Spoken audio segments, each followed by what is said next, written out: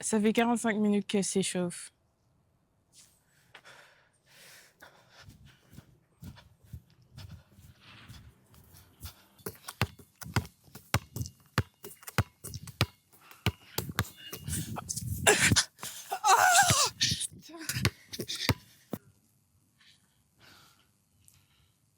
La semaine prochaine, c'est le grand championnat des Black Cats. Ceci est un tournoi que la ville organise annuellement pour récolter des fonds pour l'association SOS Saumon Chat.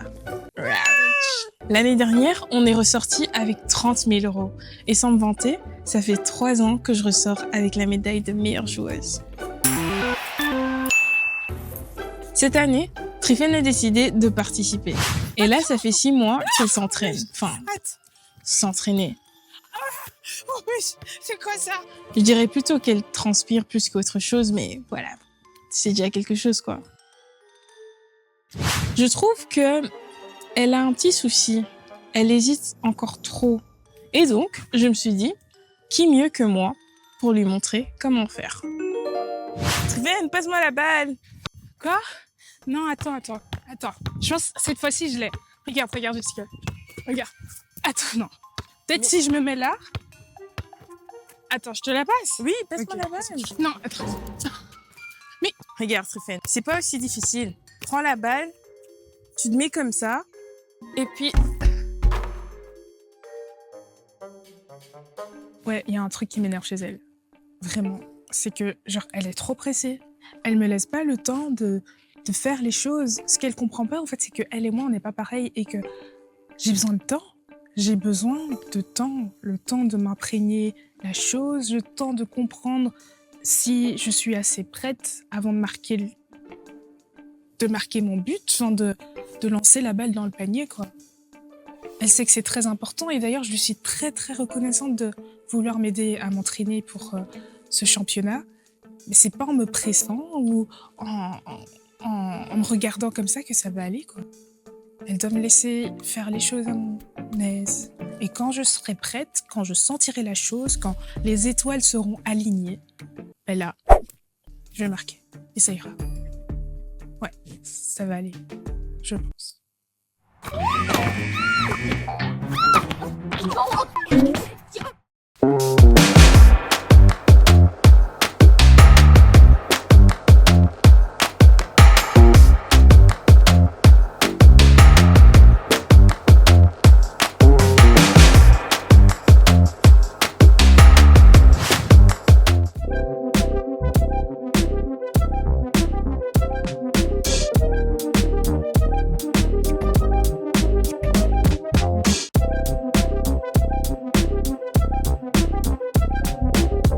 Et avant de monter sur scène, tu te sentais prête ou c'était genre juste ton adrénaline qui te poussait à te dire que... Genre imaginons, genre ta directrice artistique, elle décidait que c'était toi qui aurais le rôle principal. Ouais. Est-ce que tu te sentais avoir justement les cordes pour porter ce rôle-là, pour oser Tu te sentais prête, assez prête malgré peut-être... Je pense que t'as pas fait longtemps du théâtre. Non, j'ai fait quoi pendant toute ma... Ah, quand tu dis toute ma... Oui, faut dire que c'était quand même un peu longtemps. Ouais, tout le long de... Ta primaire? Primaire, ouais. Enfin, pour répondre à ta question, je pense... Après, j'étais très jeune. Donc voilà, c'était pas vraiment du théâtre professionnel ou autre. Mais, à mon avis, t'es jamais vraiment prête pour jouer un certain rôle. C'est ça la beauté du théâtre, en fait. Tu dis que t'es jamais vraiment prête alors qu'il y a quand même eu beaucoup de répétitions. Quand tu répètes avec voilà, tes collègues de classe et tout, eh ben, vous savez que vous répétez pour quelque chose. Mais le jour où tu dois vraiment jouer ce rôle-là, en fait, tu te sens jamais prête à 100%, même si tu connais le texte par cœur. Je pense pas que tu te sens prête à 100%. C'est juste que tu te lances dans cette chose. Tu te dis, vas-y, je le fais. Est-ce que c'est un truc que tu peux appliquer dans ta vie, genre en mode... Est-ce que justement, il faut toujours avoir ce truc où tu comprends le rôle que tu as joué dans un certain truc avant de pouvoir te lancer, même si tu te dis que t'es pas prête? Maintenant qu'on en parle, je me dis que oui, la vie, c'est Scène. C'est une scène, en C'est une fait. scène. C'est comme On une va pièce dire, de théâtre. oui, on va dire ça comme ça. La vie, c'est une scène. On est Allez, tous la des meuf qui veut acteurs. faire être prof, genre deep et tout Oui, ça. bah oui, soyons deep un peu. Soyons Moi, je pense que, ouais, Ouais. mais pour être authentique, il faut oser et être prêt à affronter le monde parce qu'il va te montrer sa vraie face, en fait, tu vois. Parce que dans le monde, il y a comme des codes ou des gens qui vont imposer des trucs comme ça qui font qu'on doit tous rentrer dans une case, Mhm. tu vois. Et si toi, tu veux imposer une nouvelle manière de faire, genre un nouveau personnage dans ce livre qui a déjà été écrit, dans cette mise en scène qui a déjà été écrite, ben, tu peux vite te ramasser des coups, tu vois. Et il faut se battre pour rester soi-même. Ouais. Et donc être prêt et oser. Genre en mode être authentique, ça veut pas être rigide aussi. Hein. Mhm. Genre pour moi authentique, c'est genre tu es consciente de ta personne, de qui tu es, de ton identité. Tu n'as pas honte de montrer au monde et à toi-même et d'assumer qui tu es, tout en étant consciente du monde extérieur et des personnes qui sont autour de toi, tu vois. Et que ces personnes-là aussi ont leur propre identité, ont leur façon de faire, ont leurs choses qu'ils préfèrent ou qu'ils n'aiment pas, tu vois. Et que ça ne te dilue pas dans ce monde-là. Parce que parfois, quand on manque d'authenticité et qu'on est plus dans le paraître, j'ai l'impression que tu es dilué, tu n'es pas toi-même. Et c'est pour ça que tu as des personnes qui peuvent être carrément dépressives parce que tu as ce combat interne euh, de, de la personnalité où genre tu sais que tu aimerais t'exprimer d'une certaine manière Ouais. qui est peut-être particulière aux yeux du Ouais. monde, mais tu te dilues dans le sens où tu vas te conformer en fait au train du monde, tu vois. Le monde marche d'une certaine manière, tu sais que c'est absolument pas dans tes principes, mais tu veux suivre ce train-là parce que tu as l'impression que ton authenticité, ton identité ne va pas être acceptée, tu vois, et du coup tu Mhm. t'assumes pas et ça crée une guerre interne. Ouais, une frustration, Oui, quoi. totale, tu vois. Mhm. Et par contre, une personne authentique, ça va être une personne qui va être consciente de... Bah, comme je l'ai dit, quoi, je veux pas... Ouais, répéter, ouais. Voilà. Mais voilà. Mhm. Tu soulèves un sujet très intéressant. Ça me fait aussi penser à... peut-être ça n'a rien à voir avec ça, mais bon, bref, je vais quand même le dire. Mais si je devais réfléchir à un moment dans ma vie où je me suis pas sentie prête et que je me suis quand même lancée, eh ben, je penserais à quand j'ai changé d'option, quand je me suis réorientée. Si je retourne à la Jessica d'il y a 3 ans passés, j'étais perdue, frustrée et je n'aimais pas ce que je faisais à l'école. J'étais pas sûre de ce que je voulais faire comme études et c'est là où j'ai trouvé en fait les études que je fais actuellement. Actuellement. Et honnêtement, je regrette pas. Parce que 3 ans plus tard, j'ai pu faire des belles rencontres, j'ai pu voyager, ça m'a ouvert les yeux. Et c'est quoi les critères pour être prêt? Genre en mode, tu regardes les personnes qui sont de l'autre côté ou qui ont ce que toi tu veux Ouais, et tu te dis que tu n'es pas à leur niveau, donc tu n'es pas prête bah voilà. d'essayer de faire ce qu'ils font. En fait, c'est ça, tu te compares, quoi. C'est un certain standard que tu te mets dans la tête en disant que ouais, pour être prête, je dois arriver à ce niveau. Mais parfois, c'est un mensonge. Et tu peux passer à côté de énormément de choses, en fait, dans ta vie. Le nombre de personnes qui se sont lancées dans leurs projets et aujourd'hui, regarde où ils sont arrivés, en fait. Je pense que ça, c'est dangereux, quoi. C'est un jeu très, très dangereux. Après, d'un côté, ça peut être dangereux, mais d'un côté aussi, ça montre que t'es quelqu'un qui sait ce qu'il veut. Le fait de pas oser parce que t'es pas prêt. Ouais, Et du coup, ça veut dire que tu sais ce que tu veux. ça dépend dans certaines Mais imagine, tu situations. restes vraiment longtemps bloqué dans cette idée que t'es pas prêt. Ouais, en fait, c'est Parce ça que ça le veut toujours tout. dire que tu sais ce que tu veux. Bah, justement, ça dépend de ta mentalité, tu vois. Si t'es vraiment quelqu'un qui est motivé dans le sens que, ouais, je sais ce que je veux, mais pour le moment, je suis pas encore prêt, C'est différent. mais je vais travailler ou je vais Pour, faire quelque chose pour arriver à ce niveau, et ben là, c'est autre chose. Ouais, parce que parfois, on peut se dire aussi, on n'est pas prêt et tu laisses tomber, en fait. Tu jettes l'éponge. Ouais. En fait, tu te disqualifies en te cachant derrière le fait que t'es pas prêt. Il faut pas tomber dans ce revers-là. Non, pas du tout. pas du tout. Mm. Sauf si tu sais que c'est vraiment pas quelque chose pour toi, là, voilà. Mais sinon, il faut faire attention de ne pas tomber dans ce revers, comme tu as dit là, et plutôt avoir une autre mentalité. J'ai l'impression, on a déjà parlé de ça, peut-être dans la vidéo précédente, mais qu'il faut peut-être, pour apprendre à pas se dire qu'on est prêt, mais que malgré qu'on soit pas prêt, mais qu'on sait qu'on a même un tout petit peu de qualifications pour faire la chose qu'on a envie de faire, c'est qu'on doit s'entraîner en fait à être dans des situations qui nous font peur, mais qui nous permettent d'oser atteindre l'objectif de la situation. C'est-à-dire, par exemple, t'as peur des araignées, et ben tu vas aller dans un... Et t'as envie de te débarrasser de cette phobie-là parce que t'as envie de faire un T'exposer, voyage. en fait, Oui, à voilà. ces Pas aux situations. dangers, mais à des situations Ouais. qui mettent ta peur en danger, en fait, tu vois.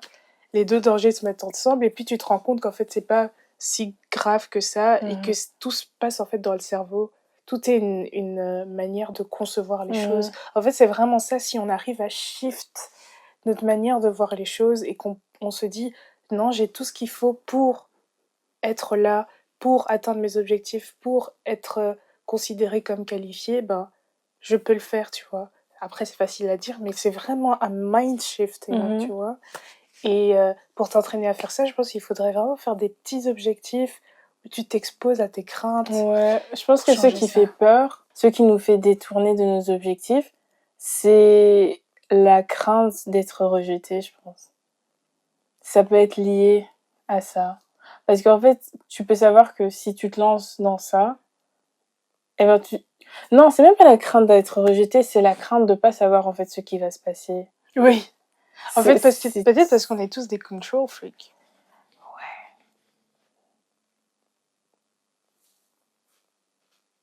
On aime trop contrôler les choses. Et ça revient à ce qu'on a dit dans l'autre vidéo, c'est le cerveau qui veut toujours se protéger en sachant ce qui va se passer en fait.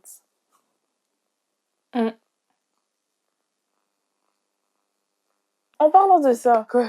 toi qui t'es lancé là sur la Attends. vallée là, tu t'es lancé je sais pas quoi là. Vraiment, j'ai un témoignage, les amis. MDR. J'ai un témoignage parce que le jour où j'ai sauté de cette montagne, parce que c'était pas une falaise, quoi, c'était une montagne, vraiment.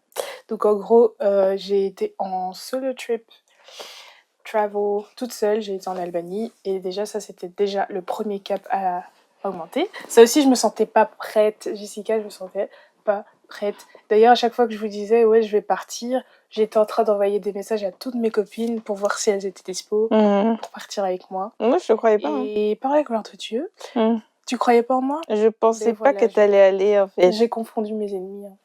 Ennemi, moi. Tu croyais pas en moi? C'est pas ça. Oh, C'est pas que je croyais pas en toi, Trifel. c'est pour ça parfois il faut pas dire vos projets aux gens. Parce que Non, parfois les gens de votre écoutez-moi. propre famille, ils peuvent être contre vous. Écoutez-moi.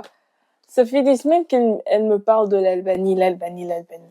Moi, j'encourage tout le monde à faire des solo trips. Moi-même, j'en ai fait. C'est great. Mais, en fait, t'en parlais trop, mais je voyais pas d'action.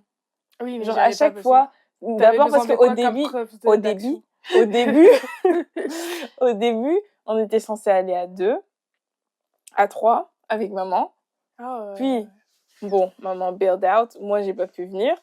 Et puis, je voyais que tu continuais de parler de ça. Je me suis dit, mais on s'approche de la date. Et j'ai pas entendu que t'avais acheté des tickets. Parce que je te dis, j'ai senti, en fait, mon esprit sentait que toi, t'étais ma ops, tu vois, et que tu croyais pas en moi. Du coup, je me suis dit, je vais garder tout ça pour moi. Il faut juste voir le jour en question. Ma valise est prête, déposez-moi à l'aéroport. Mais non, c'est quand tu m'as dit, ouais, j'ai acheté mon billet, c'est là où je me suis dit... Non, mais en fait, parce que pour moi, je voulais que tu ailles. C'était un combat mental, en fait. Déjà, l'idée, non seulement de voyager seule, et en plus d'aller dans un pays que je ne connaissais pas du tout, c'était ça les plus gros challenges, tu vois. J'avais déjà pris l'avion toute seule, mais c'était à chaque fois genre pour rejoindre des amis qui étaient déjà sur le pays en question. Mais là, te dire que tu pars et tu vas dans un pays où Et t'as voilà, personne qui t'attend, en fait, de l'autre côté. personne m'attend.